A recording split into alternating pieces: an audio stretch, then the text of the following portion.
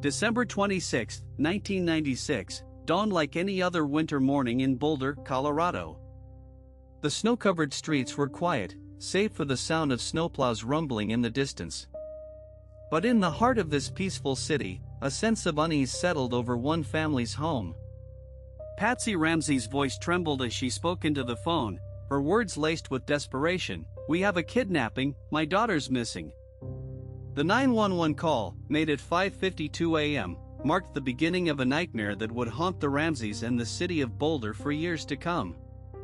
In the Ramsey residence, located at 755 15th Street, a scene of chaos unfolded. John Ramsey, Patsy's husband, stood frozen, his mind reeling from the discovery of a ransom note on the back stairs. The note, 2.5 pages long, demanded $118,000 in exchange for the safe return of their 6-year-old daughter, JonBenét. The amount was peculiar, matching the bonus John had received from his employer. As the police arrived, the Ramseys' world began to crumble. The sound of sirens pierced the morning air, and the once quiet neighborhood was now abuzz with activity. Officers combed the house, searching for any sign of JonBenét or a potential intruder. But as the minutes ticked by, hope began to dwindle. John Ramsey, with a sense of dread, made his way to the basement, calling out his daughter's name. The silence was deafening. And then, he saw her. JonBenét's small body lay on the floor, a garrote tied around her neck. The sound of John's anguished cry still echoes in the minds of those who responded to the scene. The investigation that followed was marked by controversy and criticism. The crime scene was mishandled, with John Ramsey moving JonBenét's body, potentially contaminating evidence. The ransom note, written on a pad from the Ramseys' kitchen, seemed almost too convenient. Theories swirled. Was this a genuine kidnapping, or a staged event to cover up a more sinister crime? As the sun set on Boulder that day, the city was left with more questions than answers. Who could have committed such a heinous crime? And what had really happened to JonBenét Ramsey in the hours leading up to her death? The only sound was the soft rustling of the wind through the snow-covered trees, a haunting reminder of the peace that had been shattered. JonBenét, a bright and vibrant 6-year-old, had been a child beauty pageant participant, known for her charming smile and sparkling eyes. Her life had been one of laughter and joy, filled with the promise of a bright future. But in an instant, all of that was taken away. The Ramseys, once a happy family, were now left to pick up the pieces of a shattered life. Patsy, a devoted mother, was consumed by grief, her world torn apart by the loss of her daughter. John, a successful businessman, was now a man on a mission, driven by a desire for justice and truth. As the stars began to twinkle in the night sky, the city of Boulder was left to wonder what had really happened to JonBenét Ramsey. And as the investigation continued, one thing was certain: nothing would ever be the same again. The search for JonBenét's killer had just begun, and it would be a journey that would take years to unfold. The snow-covered streets of Boulder, Colorado, were quiet on the evening of December 25, 1996. The city was bathed in a serene silence, the only sound being the soft crunch of snow underfoot. The Ramsey family, residents of 755 15th Street, had just returned from a Christmas party, the festivities still echoing in their minds. JonBenét, a bright and vibrant 6-year-old, was tucked into bed, her eyes sparkling with excitement from the day's events. As the night wore on, the Ramsey household grew quiet, the only sound being the occasional creak of the old house. Patsy Ramsey, JonBenét's mother, had settled into her routine, preparing for the next day's festivities. She had spent the evening chatting with friends and family, her voice filled with laughter and warmth. John Ramsey, JonBenét's father, had retreated to his study, the soft glow of the computer screen illuminating his face as he worked on a project. JonBenét's daily routine was a familiar one, filled with the joys of childhood. She was a child beauty pageant participant, known for her charming smile and sparkling eyes. Her days were filled with practice sessions, perfecting her dance moves and song routines. She loved being the center of attention, and her parents encouraged her passion, cheering her on at every competition.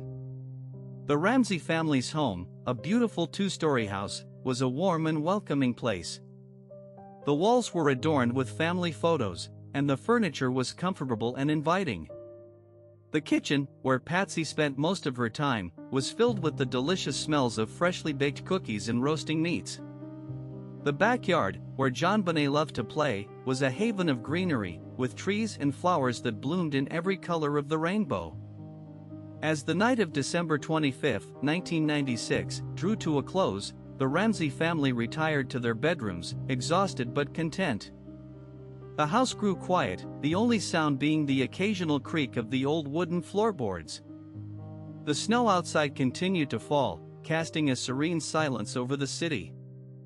And in the stillness of the night, a sense of peace settled over the Ramsey household, a peace that would be shattered forever in just a few short hours. The clock on the wall ticked away, marking the passing of time. The Ramseys slept, unaware of the horror that was to come. And as the first light of dawn crept over the horizon, a sense of unease began to settle over the house, a sense that something was not quite right. Patsy Ramsey stirred, her eyes fluttering open as she reached for her glasses. She sat up, rubbing the sleep from her eyes, and swung her legs over the side of the bed. And as she stood up, she felt a sense of trepidation, a sense that something was terribly wrong. She walked to JonBenét's bedroom, her heart beating with a growing sense of dread. And as she opened the door, she was met with a sight that would haunt her forever. JonBenét was gone. The night of December 25, 1996, was a tranquil one in Boulder, Colorado. The snow fell gently, casting a serene silence over the city. The Ramsey family, exhausted but content, retired to their bedrooms. The only sound was the occasional creak of the old wooden floorboards. Patsy Ramsey stirred. She sat up, rubbing the sleep from her eyes, and swung her legs over the side of the bed. Her feet touched the cold floor.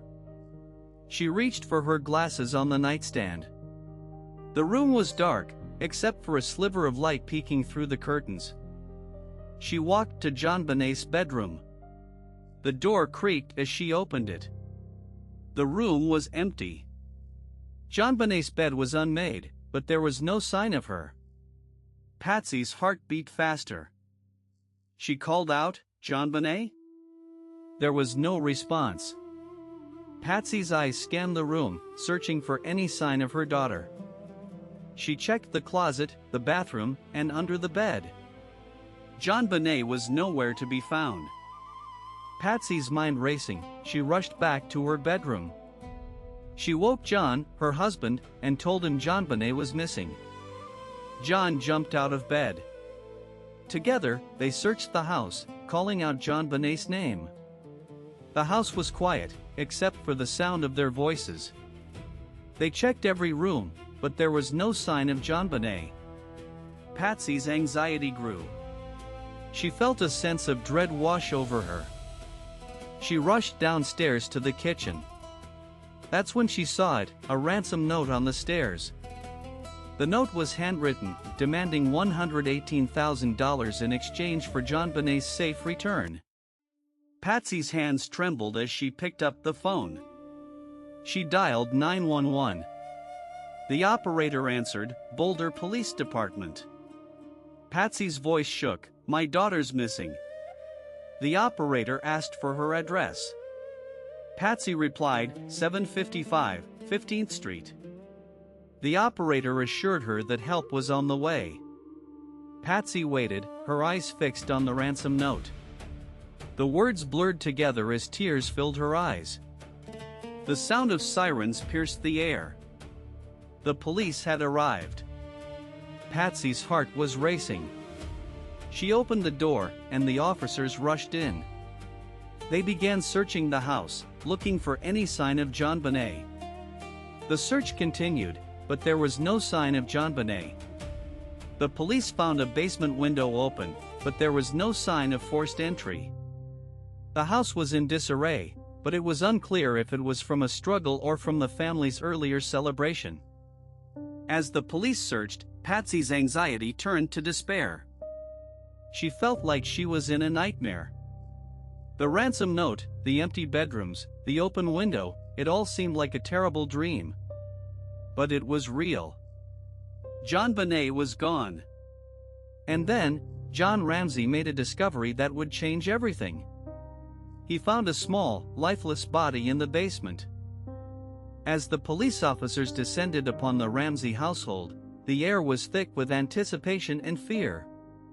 Patsy's trembling hands still clutched the phone, her eyes fixed on the ransom note as if willing it to reveal its secrets. The sound of sirens had given way to the murmur of hushed voices and the creaking of footsteps as the officers began their search.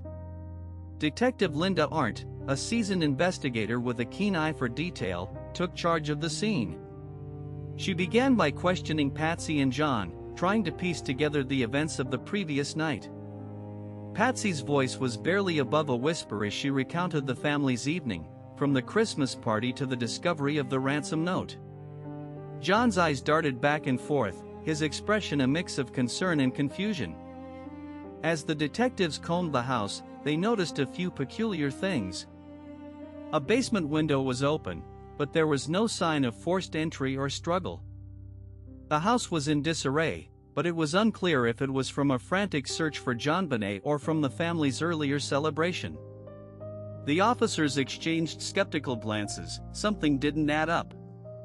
Meanwhile, Detective Arndt continued her questioning, trying to get a sense of the family's dynamics and potential enemies. Patsy mentioned a few acquaintances who had been acting strange lately, but nothing that seemed particularly noteworthy.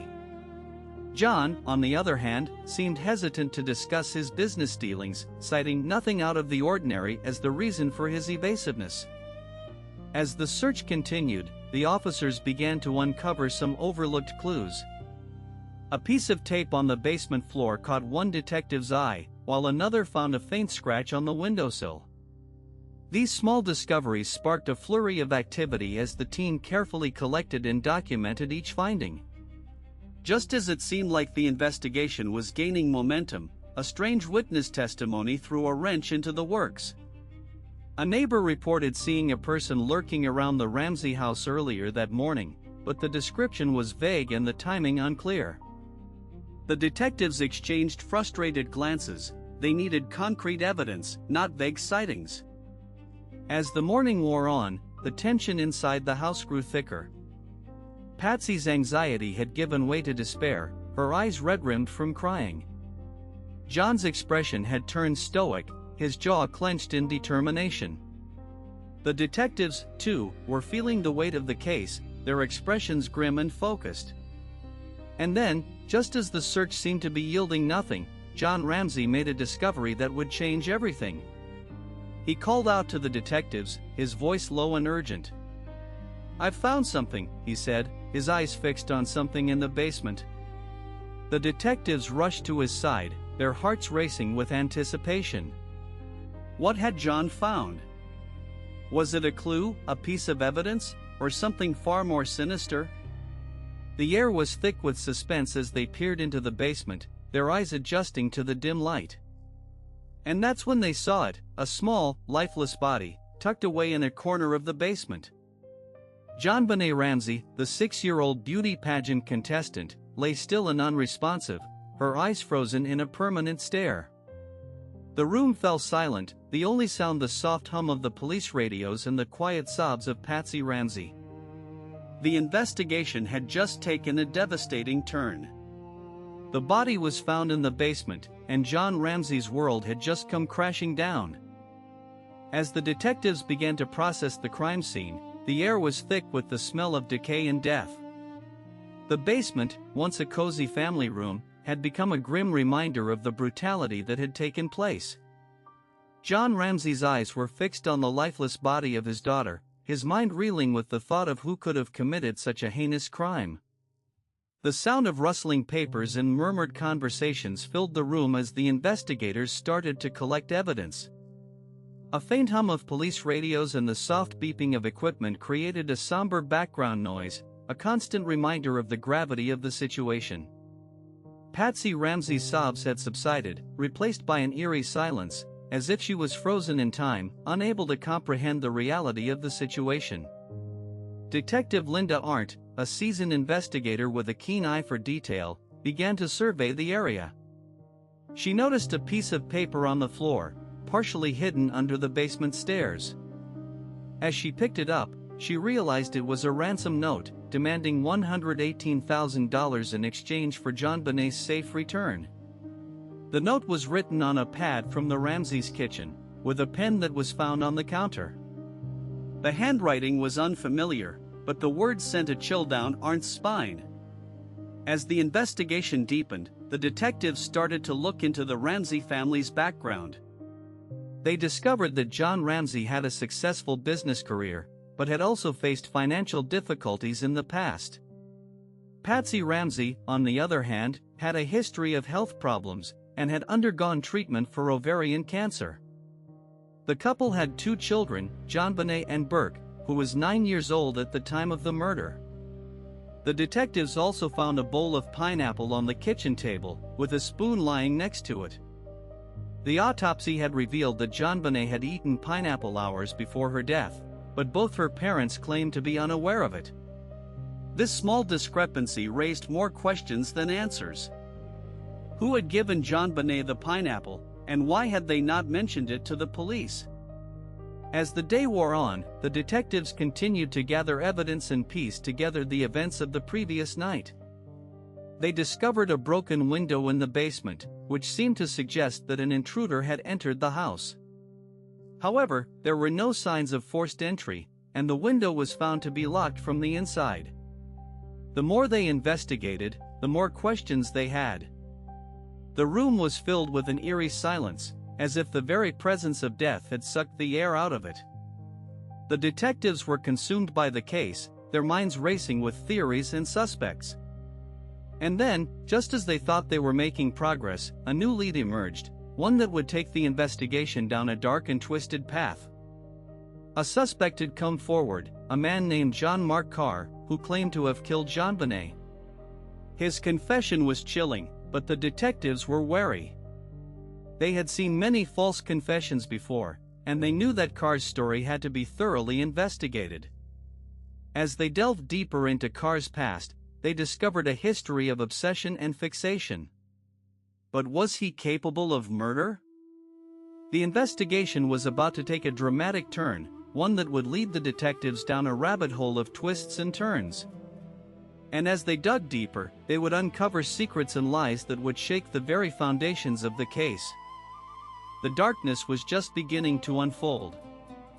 The investigation into JonBenét Ramsey's murder had been ongoing for months, with the Boulder Police Department following every lead, no matter how small. The detectives had been working tirelessly, poring over evidence, conducting interviews, and analyzing every detail. But despite their best efforts, they still had no killer, no motive, and no clear direction. The case was a puzzle, with pieces that didn't seem to fit together. As they delved deeper into the case, they began to focus on a new suspect, a man named John Mark Carr.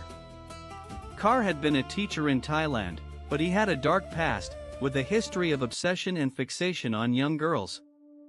He had been questioned by the police before, but he had always managed to talk his way out of trouble. This time, however, he had come forward, claiming to have killed JonBenét. The detectives were wary, having seen many false confessions before. But there was something about Carr's story that seemed different. He knew details about the crime scene that only the killer would know. He described the location of the body, the type of rope used to bind JonBenét's wrists, and the way she was dressed. The detectives were intrigued, and they decided to bring Carr in for further questioning. As Carr sat in the interrogation room, he seemed calm and collected. He answered the detectives' questions with ease, providing them with a detailed account of the events leading up to JonBenét's murder. He claimed to have entered the house through an open window, to have found JonBenét asleep in her bedroom, and to have killed her in a fit of rage. The detectives listened intently, taking note of every detail. But as they dug deeper into Carr's past, they began to uncover discrepancies in his story. He had a history of making false confessions, and he had been known to fabricate stories to get attention. The detectives started to suspect that Carr was just another attention seeker, trying to insert himself into the high-profile case. Despite their doubts, the detectives decided to continue investigating Carr. They collected DNA samples from him and compared them to the evidence found at the crime scene. But as they waited for the results, they couldn't shake off the feeling that they were being led down a rabbit hole. Carr's story seemed too good to be true, and they suspected that he might be hiding something. The days turned into weeks, and the detectives were still waiting for the DNA results. They were on edge, knowing that the outcome could make or break the case. Finally, the results came in, and they were shocking. Carr's DNA did not match the evidence found at the crime scene. The detectives were disappointed, but not surprised. They had suspected that Carr was a false lead all along. As they closed the book on Carr, the detectives couldn't help but feel frustrated. They had wasted valuable time and resources on a suspect who had turned out to be a dead end. But they knew that they couldn't give up. They had to keep pushing forward, following every lead, no matter how small. The case was still unsolved, and they were determined to find justice for JonBenét. The investigation would continue, with the detectives following a new trail of clues, a new lead that would take them down a dark and twisted path. And as they walked out of the police station, they couldn't shake off the feeling that they were being watched, that the killer was still out there, waiting for them to make their next move. The darkness was closing in, and the detectives were running out of time. And then, just as they thought they were back to square one, a mysterious letter arrived at the police station. The darkness that descended upon Boulder, Colorado, on December 26, 1996, would forever be etched in the memories of its residents. It was a chill that seeped into the bones, a feeling of dread that lingered long after the initial shock had worn off. For in the heart of this picturesque city, a heinous crime had been committed, one that would shake the very foundations of the community. 6-year-old JonBenét Ramsey, a child of beauty and charm, had been brutally murdered, her lifeless body found in the basement of her family's home. As the investigation unfolded, a tangled web of clues and suspects began to emerge. The ransom note, penned on a pad from the Ramseys' kitchen, demanded $118,000, a sum that eerily matched John Ramsey's bonus from his employer. The handwriting, though, was not a clear match to either John or Patsy Ramsey, leaving detectives to ponder the identity of the author. The crime scene, too, was a puzzle, with signs of forced entry nowhere to be found, yet a basement window open, as if inviting the killer to enter. The initial focus of the investigation centered around the Ramsey family themselves. John, Patsy, and their son Burke were all questioned, their alibis scrutinized, and their potential motives examined. But as the days turned into weeks, and the weeks into months, the police began to broaden their scope, casting a wider net to catch the perpetrator. The discovery of unidentified male DNA on JonBenét's clothing would later prove to be a crucial turning point, one that would ultimately lead to the exoneration of the Ramsey family. In the years that followed, a slew of suspects emerged, each with their own unique story to tell. There was John Mark Carr, the elementary school teacher who falsely confessed to the crime, only to be cleared when his DNA failed to match the evidence. And then there was Gary Oliva, a known pedophile who was investigated, but ultimately cleared, when his DNA did not match the sample found on JonBenét's clothing. The list of suspects was long, but the lack of concrete evidence made it a daunting task to pinpoint the killer. As the detectives delved deeper into the case, they began to piece together a psychological profile of the perpetrator. The crime scene, with its staged ransom note and carefully placed body, suggested a calculating individual, one who had planned the attack with precision. The use of a garrote, a ligature made from twine and a wooden handle, implied a level of sophistication, a killer who had thought through every detail. And yet, despite the meticulous planning, there were signs of haste, of a killer who had been interrupted, or perhaps, one who had simply lost control. The sequence of events on that fateful night was still shrouded in mystery, but the detectives had managed to reconstruct a timeline. The Ramseys had attended a Christmas party, returning home around 10 p.m. JonBenét had been put to bed, and the rest of the family had retired for the night. The killer, it seemed, had struck sometime between 10 p.m. and 5:52 a.m., when Patsy Ramsey made the frantic 911 call. The window of opportunity was small, but the killer had managed to exploit it, leaving behind a trail of clues that would haunt the detectives for years to come. As the investigation continued, the detectives couldn't shake off the feeling that they were being watched, that the killer was still out there, waiting for them to make their next move. The darkness was closing in, and the detectives were running out of time. And then, just as they thought they were back to square one, a mysterious letter arrived at the police station, its contents sending a chill down their spines. The truth is closer than you think. The darkness of that winter morning still lingered, a chill that seeped into the bones of the detectives as they delved deeper into the case. It was December 26, 1996, and the city of Boulder, Colorado, was about to be shaken to its core. The 911 call from Patsy Ramsey had set off a chain of events, a frantic search for a missing 6-year-old girl that would end in tragedy. As the sun rose over the Rocky Mountains, a sense of unease settled over the small community, a feeling that something was terribly wrong. The Ramseys' home, a grand house on 15th Street, was now a crime scene, its walls and floors holding secrets that would take years to unravel. John Ramsey, JonBenét's father, had made the gruesome discovery, his daughter's lifeless body lying in the basement, a garrote around her neck. The initial investigation was a whirlwind of activity, police officers and forensic experts scouring the house for clues, their footsteps echoing through the empty halls.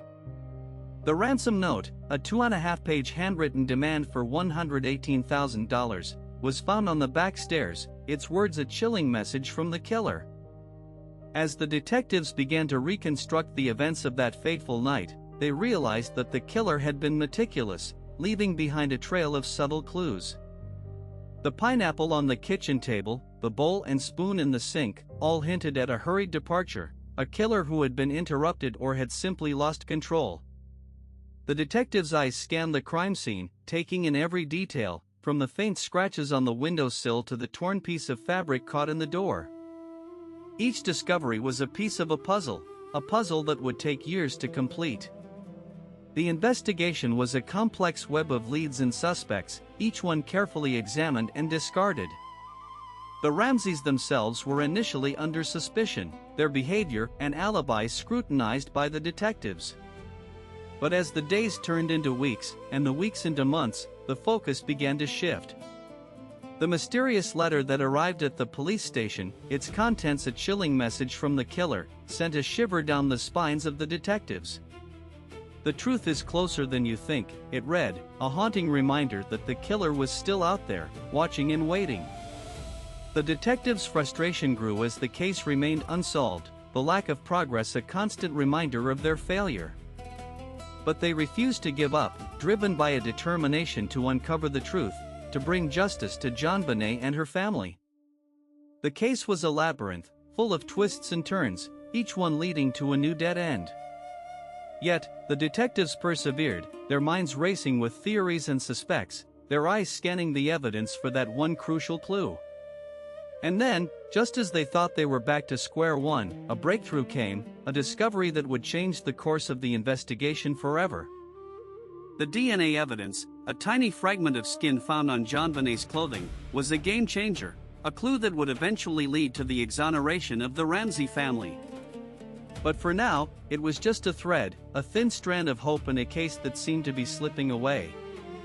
As the sun set over Boulder, casting a golden glow over the city, the detectives couldn't shake off the feeling that they were being watched, that the killer was still out there, waiting for them to make their next move. The darkness was closing in, and the detectives were running out of time. And then, just as they thought they were closing in on the truth, a new lead emerged, a tantalizing hint of a suspect that would take them down a new and treacherous path.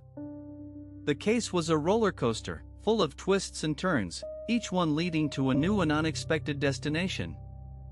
And as the detectives held their breath, waiting for the next revelation, the killer remained silent, watching and waiting, their secret still safe, for now.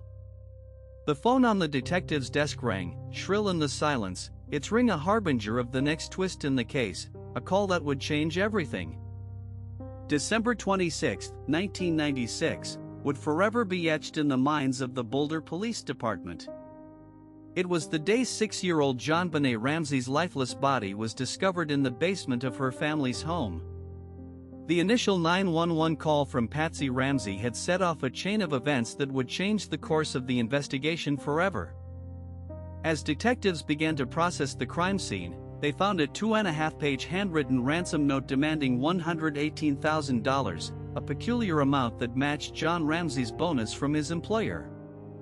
The crime scene was a complex web of clues, with each thread leading to more questions than answers. The basement where JonBenét's body was found was a stark, cold space, the only sound the soft hum of the furnace. The detectives moved methodically, their footsteps echoing off the walls as they searched for any sign of evidence.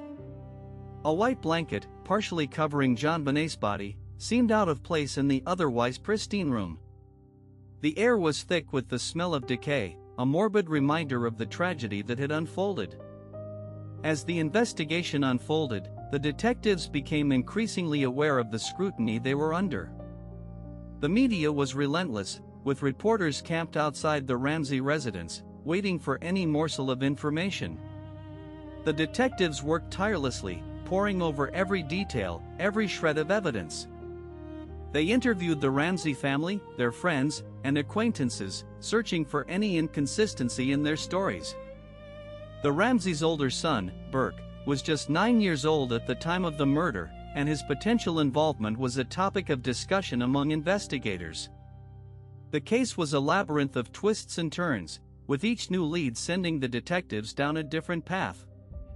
In 1998, a grand jury was convened to hear evidence in the case, setting the stage for potential indictments against those suspected of involvement in JonBenét's murder.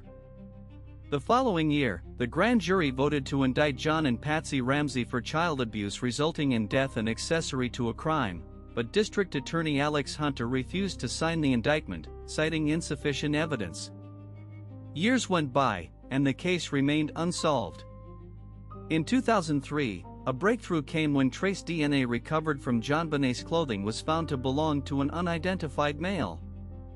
This significant development would later be used to exonerate the Ramsey family.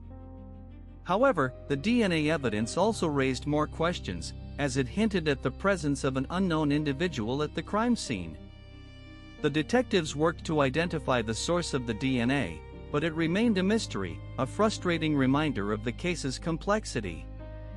In 2006, a shocking confession came from John Markar, an elementary school teacher who claimed to have killed JonBenét. However, his confession was later found to be false, and his DNA did not match the evidence from the crime scene. The detectives were back to square one, their hopes of solving the case dashed once again. The Carr confession was a stark reminder of the case's ability to deceive and mislead, a labyrinth of false leads and dead ends. As the years passed, the case continued to haunt the detectives. In 2008, District Attorney Mary Lacey publicly exonerated the Ramsey family based on the unidentified male DNA profile found on JonBenét's clothing. The exoneration marked a significant shift in the investigation's focus, as the detectives began to pursue new leads and suspects. However, the case remained a puzzle, with many pieces still missing. The investigation had become a marathon, with the detectives facing countless setbacks and disappointments. Yet, they refused to give up, driven by a determination to uncover the truth. In 2013, the grand jury's decision to indict the Ramseys in 1999 was publicly revealed, providing new insight into the investigation's history. The revelation sparked renewed interest in the case, as the public clamored for answers. The detectives continued to work tirelessly, following every lead, no matter how small. In 2016, the Boulder Police Department stated that the investigation into JonBenét's death remained an active homicide case, with DNA evidence and other leads continuing to be pursued. The case had become a cold case, but the detectives remained committed to solving it, driven by a sense of justice and a need to uncover the truth. As the years went by, the case remained a source of fascination and horror, a reminder of the darkness that lurked in the shadows. The detectives continued to work on the case, driven by a sense of duty and a need to bring closure to the Ramsey family. And then, just as it seemed like the case was about to go cold, a new lead emerged, a tantalizing hint of a suspect that would take the detectives down a new and treacherous path. The phone on the detective's desk rang, shrill in the silence. "We've got a match on the DNA," the voice on the other end said, the words hanging in the air like a challenge. The JonBenét Ramsey case, a haunting and intricate true crime investigation, has left an indelible mark on the nation's collective psyche. The quest for justice, though elusive, has driven detectives to pursue every lead, no matter how small, in the hopes of unraveling the mystery of JonBenét's tragic death. As the years have passed, the case has undergone numerous twists and turns, each new revelation shedding light on the dark and complex nature of the crime. In the aftermath of the grand jury's decision to indict John and Patsy Ramsey, the family was subjected to intense scrutiny, their every move watched and analyzed by the public and the media. The Ramseys, however, maintained their innocence, steadfast in their claim that they were not involved in JonBenét's murder. The grand jury's decision, though, was not without controversy, as many questioned the validity of the evidence presented and the motivations of those involved. The introduction of DNA evidence in 2003 marked a significant turning point in the case. The discovery of an unidentified male DNA profile on JonBenét's clothing raised more questions than answers, as detectives struggled to identify the source of the DNA. The revelation sparked renewed interest in the case, as the public clamored for answers. The detectives, fueled by a sense of justice and determination, worked tirelessly to track down every lead, no matter how small. In 2006, a shocking development shook the case. John Markar, an elementary school teacher, falsely confessed to the murder. His confession, though later discredited, sent shockwaves through the nation, as the public struggled to comprehend the motivations behind such a heinous crime. The Carr episode served as a stark reminder of the complexities and challenges inherent in the investigation, where truth and deception often blurred. As the years went by, the case remained a source of fascination and horror, a grim reminder of the darkness that lurked in the shadows.